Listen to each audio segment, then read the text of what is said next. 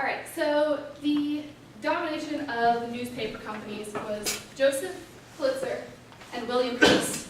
They owned everything. They were the biggest companies, and basically if you were a smaller newspaper company, they could buy you out if you did anything against them. So they had control. So the people that delivered their newspapers were the newsboys, also known as the newsies. The newsies were orphans. During the time they were kind of considered nobodies. They didn't have a family. No one really knew them. They just delivered their newspapers. Newspapers were their life. That was their only income, and Pulitzer and Hearst owned them, basically. All right, so how did it start? Basically, Pulitzer and Hearst got together and decided they were going to raise the price of newspapers from 65 cents to 85 cents. The newsies were outraged. They were extremely angry because this was their only income. This is the only way that they could survive. So there were three boys who are to this day unnamed. They did not want to stick out. They wanted to be part of the community. So we still do not know who they are. But it quickly grew to hundreds of newsies.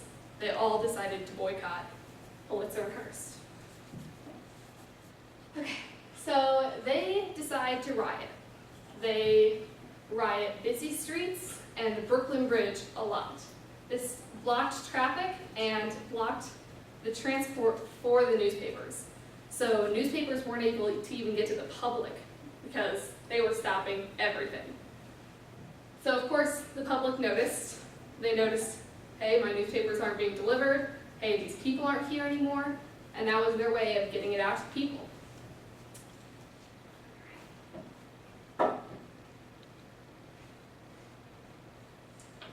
This is a video. It's a representation from the movie of where they believe that the newsies got together and talked about what they were going to do and when they were going to do it. They thought it was a theater near the Brooklyn Bridge.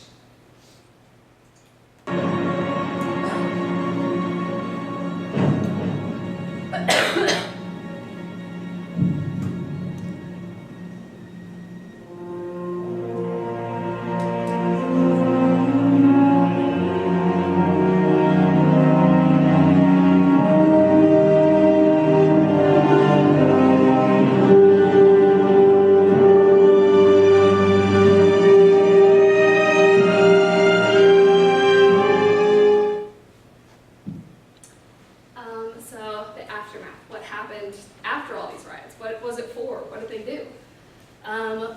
Pulitzer and Hearst got tired of it. They were not selling newspapers. They were losing more money than they had ever imagined. So they got together with the three original boycotters and decided on a plan. They did not lower the price of the newspapers from 85 cents, but they were able to sell them back to the companies, which they weren't able to do before. They were basically, essentially not losing any money, just about the same. So what would have happened if they hadn't rioted?